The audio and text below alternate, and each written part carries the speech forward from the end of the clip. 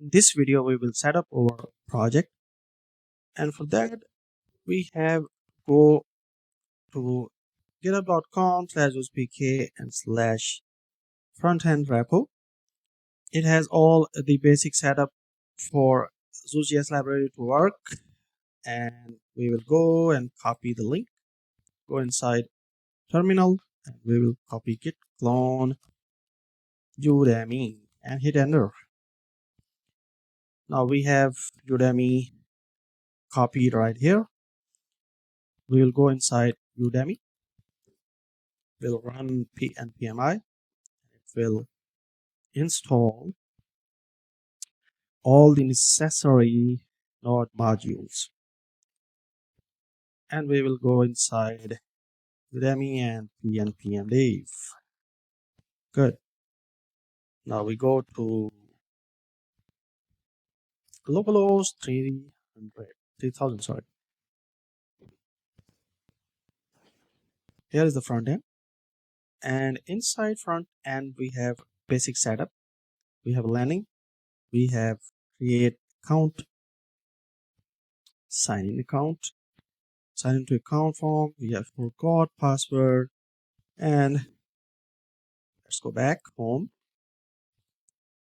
And inside the Udemy, go quickly to package.json and change name to Udemy, and let's keep the version 0.7, and we need to change Next.js UI version. You don't have to do that, because if you go to npm package Next.js UI, we have 0.6.4 live, but as this front end repo was updated when I have published 0.6.3, but right inside my workspace I have 0.6.5 going on. So let's connect it with my workspace. You don't have to do that, or you can update to the latest. Go check from npm what is the current version, you can go with it. So I have to change workspace asterisk, and same for the store, workspace star, and save, and now we are good to go. The next thing I have to discuss with you is Next.js file. This is a quick script to generate next config. If you are coding inside development mode, it will generate .next div, and if you have built and running the production mode, it will generate .next.build. And here is the API URL. Why we need API URL right here? Because we will create the backend for this project, which is Udemy clone, and we will use our backend repo. I have a lot of setup right here which will work out of the box. If you go inside source, we have basic setup, routes, and we have lib, which has db logger and a lot of things. We will get back here later, and let's quickly close front end, and I guess keep it open for now. Now let's go inside our code. Let's close. Inside source we have basic setup. We have config.jsx, which contains all the basic variables. We have app URL, API URL, and app version is getting imported from what you have declared right inside your package.json.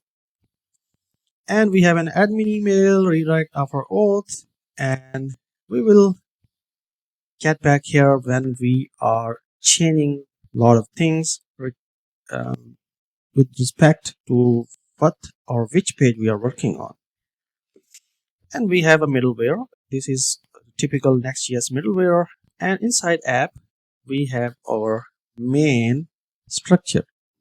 If we go inside layout.jsx, it has basic setup, And here you can see we have our own font setup. We will connect a new font project with this Udemy clone, and we have a lot of other things.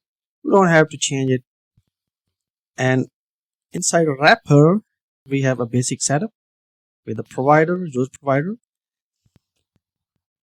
If you are using my Next.js store library, it has ability to create multiple stores on the fly. It will return a provider, and you have to embed the provider and nest the children's. Inside header, we have the basic structure of a header which you are seeing right here, that we have a navigation logo and a right navigation right here. Here are a couple of things you need to get yourself familiar with UI library, that we are using box whenever we use a div. Like if I go inside page and if I comment it, and let's add a return box, and if I just type right here like hello world and save, then we have this. Oh, I guess I haven't. Oh, sorry. PNPM div, and if we reload, we have hello world. Now the thing is how this UI library, that is Next.js UI, is handling a couple of components. It is auto generating a CSS file, SCSS file, that is zeus.scss, right inside your app CSS folder, and it is auto generating unique classes for each prop you are passing to UI library component. You don't have to manually edit this. We have app.scss, which is including this Zeus SCSS and a couple of other CSS files, SCSS files. And now, if you go inside box, you have to pass as and a string.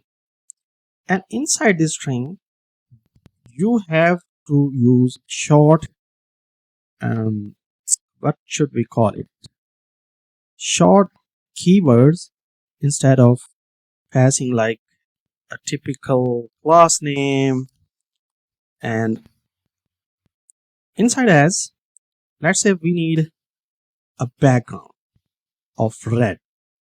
Now let's add bg colon, and if you pass red and save, it will automatically generate this bg red SCSS inside those.scss. And if we go and search for header.jsx, page.jsx, here is our class which is automatically generated, which has background and a red color. If we go and inspect, this is the same class automatically applied, BLW and FDX and all that. Here it is. And this way we have a lot of keywords which we will discuss as we go. Let's discuss a couple of more. Like if we need width, we can pass width 100, height 100, or maybe 50. Height is 50. As you have noticed, you have to pass multiple props with a space, and each prop will go like keyword and colon and its value. Now if I save, we have width and height of 50, and here it is. And if I need radius, that is R, and if we pass 20, it will have 20 pixel radius. If you want, you can pass your own um, units, that is like view width, sorry. You can pass view width and it will go with like view width.